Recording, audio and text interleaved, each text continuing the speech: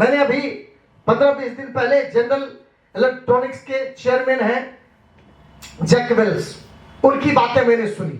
Jack Wales का कहना था कि भाई आपके ऑर्गेनाइजेशन में और किसी भी ऑर्गेनाइजेशन को उठाने के लिए दो तरह के लोग काम करते हैं ऑर्गेनाइजेशन में। कुछ टीम तो वही 80-20 की बात मैं अभी भी कर रहा हूं। कुछ लोग ऐसे होते हैं जिसको पूरा अपनी ऑर्गेनाइजेशन के आइडिया पे पूरा भरोसा होता है, विश्वास होता है, और वो कदम से कदम मिला के चलता है। उसको पता है कि ऑर्गेनाइजेशन भी बहुत आगे जाएगी और मैं खुद भी बहुत आगे जाऊंगा। लेकिन उससे परे जो मैंने अभी 20% का एग्जांपल स्कॉलर्स में दिया, वो ऐसे भी लोग हैं जिनको उस ऑर्गेनाइजेशन के आइडियाज पे विश्वास नहीं होता, उनको अपनी ऑर्गेनाइजेशन पे ट्रस्ट नहीं होता, उनको सेटिस्फैक्शन नहीं होता। और जैक वेल्स ने ये कहा भी है कि अगर इस तरह के लोग आपके ऑर्गेनाइजेशन में काम कर रहे होते हैं और वो लंबे समय से हैं, तो ये तय मानिए कि और स्टाफ में भी वो विश्वास और असंतुष्टि का जो वो माहौल है वो बढ़ेगा। तो ये जरूर पहचानने की नियत रखें। इसमें मैं दिल्ली कॉर्पोरेट ऑफिस को अभी भी और भी मैं कोशिश करूंगा, इनके साथ मिलकर मैं बात करूंगा।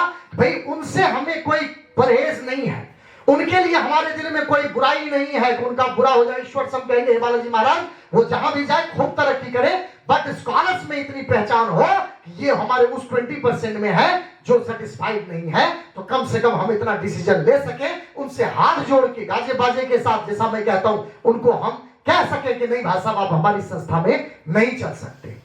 मैं अभी थोड़े दिन पहले देख रहा था policybazaar.com के ओनर को। policybazaar.com का ओनर कह रहा था कि कोई भी ऑर्गेनाइजेशन, जब मैं ऑर्गेनाइजेशन को लेकर बहुत आगे चला, मैंने जीवन में बहुत गलतियां की, क्योंकि दो तरह के एम्प्लॉय होते हैं, दो तरह के लोग ऑर्गेनाइजेशन में काम करते हैं। एक वो जो ऑर्गेनाइजेशन में परफॉर्मेंस देने का काम करते हैं, एक वो जो ऑर्गेनाइजेशन में वैल्यू ऐड करता है। तो मैं उनकी बात को जब समझ रहा था और मैं अपने आप को तौल रहा था, तो मैं अपने आप से ये कह रहा था कि बेटा तू भी तो यही करता है, पहचानने की कोशिश करता है कि कौन है जो काम को परफॉर्मेंस दे रहा है और कौन है जो ऑर्गेनाइजेशन में वैल्यू ऐड कर रहा है। और मैंने स्कॉलर्स के 26 साल के करियर में वैल्यू ऐड करने वाले को पहचान दी, क्योंकि मेरा मानना है कि अगर वो परफॉर्मेंस कम भी दे रहा है और ऑर्गेनाइजेशन में वो वैल्यू ऐड कर रहा है तो 100% है। आज अगर ऑर्गेनाइजेशन की गुडविल है, आज ऑर्गेनाइजेशन की रेपुटेशन है, तो वो वैल्यू ऐड करने वाले के स्टाफ की वजह से है।